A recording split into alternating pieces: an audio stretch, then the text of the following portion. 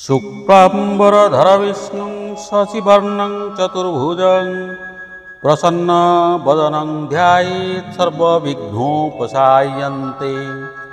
व्यासाय विष्णुरूपाय व्यासरूपाय जिष्णवे नमो ब्रह्मविद्येय वसिष्ठाय नमो नमः।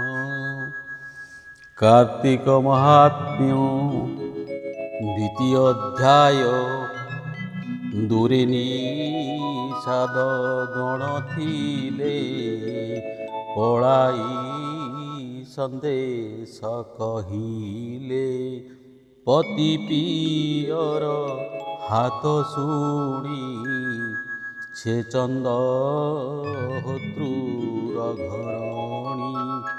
विकले करई रोदन हेबि कलु तुए सन। पिता गृहस्थ एका बेले निधन मोर पाप फले।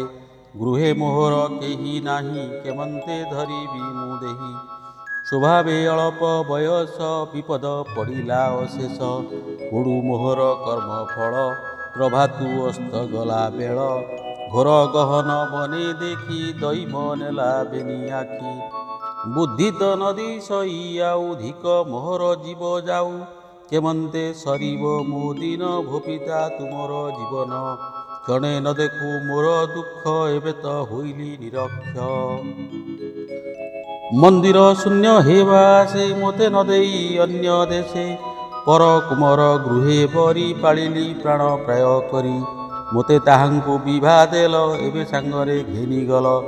अनाथ करी गल मोते मुजांती स्वामी संगते। उभय कूल ज्ञान शून्य के देव जल तिल दान। प्रेत के पवित्र करिब एणु रखिबि मोर जीव। ए बंद भाली गुणवती शोक संभाली हेला शांति। संसार भाव मने गुणी सर्व सत्य प्रायमणि। विष्णुर लीला सर्वदेही ता बिनु अन्य गति नाही। तेणु होइबि अनुगत एबे सारिबि प्रेत कृत्य। पिता पतिंक गति देई शरण जीवी लक्ष्मी साई। एबे विचारी द्विज नारी विप्रवचने क्रिया करी। निस्तारी बेनी कूल जन गृहेता थिला जेते धन। से देशे राजा ताहा नेला जेणु ता रक्षक नथिला। अन्य ब्राह्मण जने हुड़ी दाने हरिला तिदिह बाड़ी।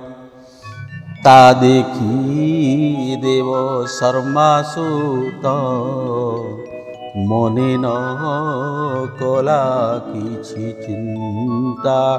विप्रंकु मागी प्रिय पणे सन्निधि रचि गृह कोणे। भिन्न कर्ण द्वार काटी ताल बरडा कला ताटी।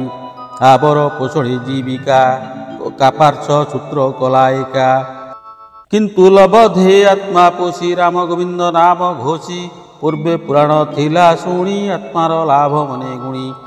विष्णुर अति प्रिय व्रत कार्तिक विधि यथा कृत्य। पाप प्रमाद भय चित्त मिथ्या न भावी कहे सत्य। विधि संकल्पे उपवासी करई व्रत एकादशी। आवर पूर्णिमासी जानी कार्तिक कृत्य जहा भणी।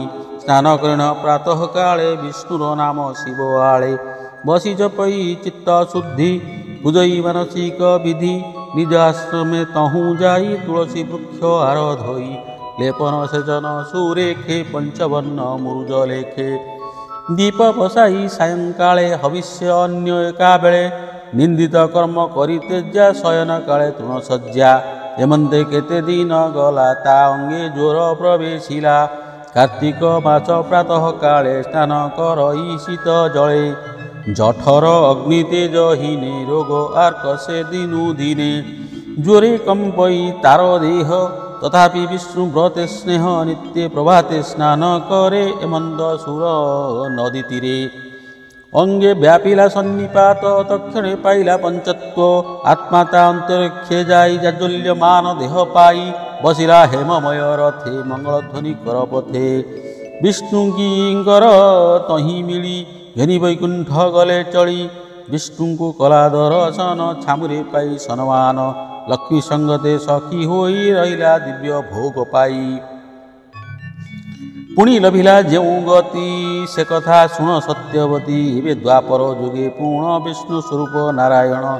ସ୍ୱୟଂ ପ୍ରକାଶେ ଏଥେ ଆସି ଅବନୀ ଭାରା ଭରନାଶୀ। ରୁକ୍ମିଣୀ ଲକ୍ଷ୍ମୀ ଉତପତି ତୁମ୍ଭେ ଯେ ପୂର୍ବେ ପୁଣ୍ୟବତୀ। ଏବେ ହୋଇଲ ସତ୍ୟଭାମା କହନ୍ତି ପୁରୁଷ ଉତ୍ତମା। ଯେ ଚନ୍ଦ୍ରହୋତ୍ର ଦ୍ୱିଜ ବର ସେ ଏବେ ଭକତ କ୍ରୂର। ଯେ ଦେବ ଶର୍ମା ତୁମ୍ଭ ତାତ ସେ ଏବେ ନାମେ ସତ୍ରାଜିତ। ଯେ ତୁମ୍ଭ ପାଳିତ ତୁଳସୀ ସେ କଳ୍ପଦ୍ରୁମ ହେଲା ଆସି। ଏ ସର୍ବଧର୍ମ ତୁମ୍ଭ ଫଳ ତରି ତାରିଲ ବେନିକୂଳ।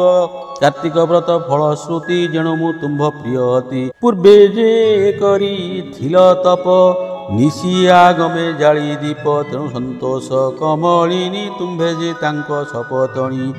ମନେ ନ ଘେନ ଅହଙ୍ଗାର ପ୍ରସନ୍ନେ ଦେଇଛନ୍ତି ବର। କହନ୍ତି କରୁଣା ଝଳଦି ପଦ୍ମ ପୁରାଣେ ଯଥାବିଧି। କାର୍ତ୍ତିକ ମହିମା ବର୍ଣ୍ଣନେ ଉତ୍ତରଖଣ୍ଡେ ବିଦ୍ୟମାନେ। ଶୁଣି ସନ୍ତୋଷ ସତ୍ୟାବତୀ ଯେ ପ୍ରଭୁ ତାଙ୍କ ପ୍ରାଣପତି।